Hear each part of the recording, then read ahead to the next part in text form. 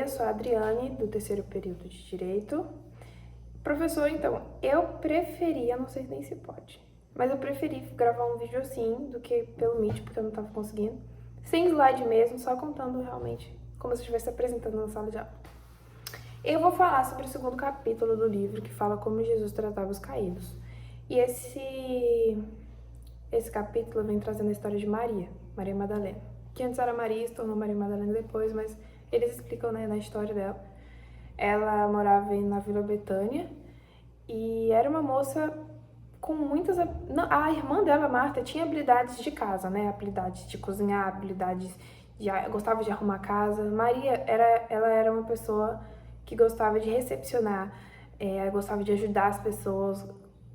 Ela gostava de ações sociais, né? E ela era uma moça muito bonita, muito formosa, conta a história. E isso chamava a atenção de um tio dela, chamado Simão, que era fariseu. Por ser fariseu, era alguém muito importante naquela época, muito bem vista, né? Bem visto. E ele começou a olhar para Maria com outros olhos, mesmo sendo sobrinha dele, e ele se sentiu no poder de tê-la, né? Então ele acabava estuprando a Maria, e essa moça, contente, feliz, que gostava de se comunicar, acabava tendo uma dor muito grande no coração, uma culpa, um sentimento muito ruim, que a perseguia. Mesmo ela continuando sorrindo, conversando com as pessoas, ela tinha isso no coração. E com o passar do tempo, ela começou cada vez mais a tentar punir-se, né? A tentar redimir seus pecados, né? Tentava de alguma forma fazer isso, mas não conseguia. De tanto ela tentar se punir, as pessoas da Vila Betânia começaram a ver isso e a excluí-la, né, de tudo. Os burburinhos começavam, tipo, Maria, não deixa seu filho andar com Maria. Maria, começavam a falar mal dela. Tanto que ela percebeu que não conseguia mais ficar na cidade. Aí ela se mudou para Magdala. E o livro traz uma suposição, né? Não tá, acho que na história de acho não, tenho certeza.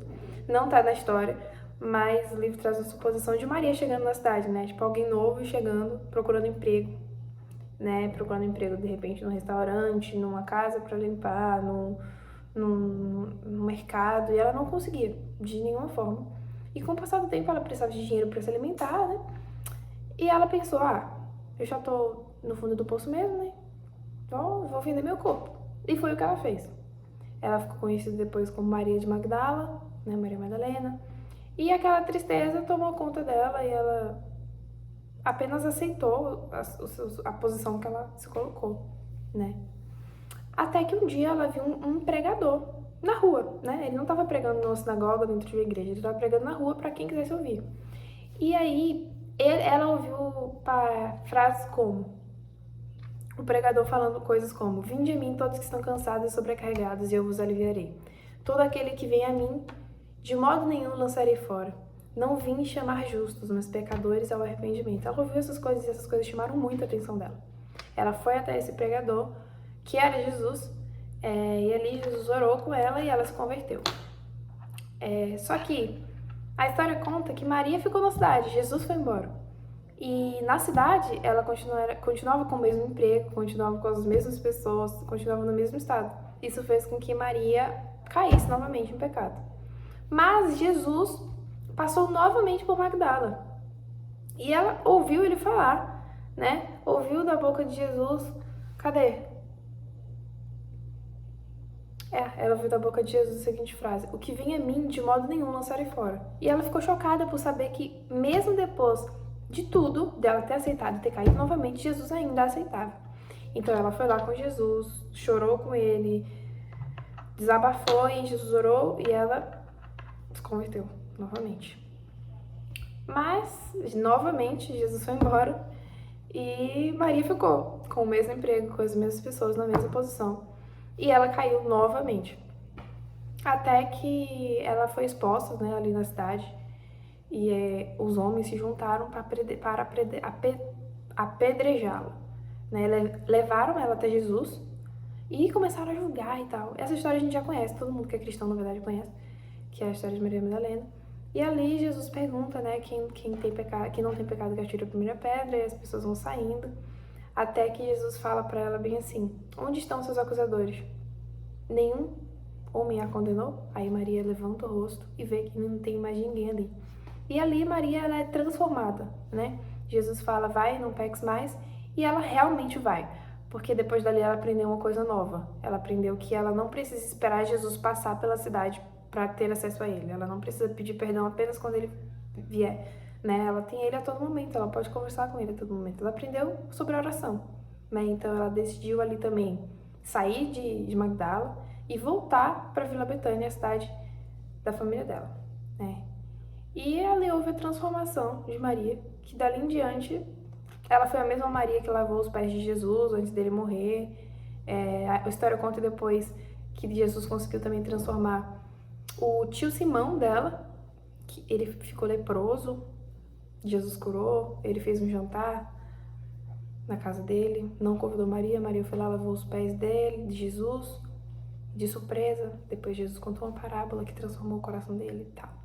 E assim, conclusão que eu cheguei, acredito que qualquer pessoa que lê esse livro também chegue. Jesus tratava os caídos com amor. Até porque Jesus veio à Terra para salvar toda a humanidade caída, né? Todos nós somos pecadores. Igual. Às vezes a gente tem essa mania de medir pecado, mas todo mundo tem pecado, sabe? Quando a gente para julgar os outros, é bom a gente pensar na pergunta que Jesus fez aos homens que queriam apedrejar Maria, que não tem pecado que atire a primeira pedra. O meu pecado pode ser diferente do seu, que pode ser, professor, diferente do da sua esposa, ou do da sua filha, ou do seu irmão, do seu colega de trabalho. Mas todos nós temos pecado. Não somos superiores a ninguém, né? E Jesus veio por todos nós. Inclusive, tem um... Deixa eu ver se eu encontro. No Instagram, o pastor Cândido, ele postou uma frase muito legal. Uma frase não, uma publicação muito legal que fala o seguinte. É assim: Noé ficou bêbado, Abraão mentiu, Jacó trapaceou, Moisés feriu a rocha, Davi adulterou e matou, João odiava estrangeiros, Pedro negou Jesus, Paulo perseguiu a igreja. Todos cometeram erros graves e todos foram usados pelo céu. Deus usa pecadores, porque esse é o único tipo de gente que existe. Então, Jesus tratava os caídos com todo o amor do mundo, e Jesus está sempre disposto, está sempre apto a nos abraçar, a nos perdoar, né? E, inclusive, uma coisa diferente a se pensar é que nós, como cristãos, eu sou cristã, sou filha de pastor, sou desde que eu nasci, né? Eu sou adventista. E nós temos uma mania muito chata de... Eu trabalho isso em mim, porque eu acho feio quem tem essa atitude, mas nós temos uma atitude muito chata de julgar, de condenar as pessoas que erram. Hoje, por exemplo, eu tava refletindo, porque o Jesse Aguiar, que é um ex-cantor gospel, hoje ele se assumiu gay. Ele fez um vídeo na internet e ele se assumiu gay. E os comentários no vídeo que ele fez, só tem gente condenando. Só tem gente condenando. Nossa, é feio. É tipo, triste de ler. Triste mesmo. E aí eu fico pensando, pô, por que ninguém abraça? Sabe? Ninguém... A ideia de Deus que o Jesse Aguiar vai ficar, tipo, sabe? Deus devia, os cristãos, os irmãos deviam ser aquele que abraça e que ora e que aconselha, não que condena, que bota a pessoa mais pra baixo. Se a gente tem ciência de que ele tá em erro, a gente não tem que tá excluindo ou afastando mais ainda ele das coisas de Deus. A gente tem que estar trazendo ele, entendeu? E tipo assim, parar pra pensar nisso dá vontade até de chorar, porque isso acontece com muita frequência. Acontece com qualquer coisa, né? E eu sei muito bem, porque tipo... Enfim, não é o contexto do vídeo. Jesus tratava os caídos com amor. E é assim que nós, hoje, devemos tratar as outras pessoas também, com amor. Assim, refletindo a imagem de Cristo aqui na Terra. É isso. Obrigada por assistir minha apresentação. Tchau.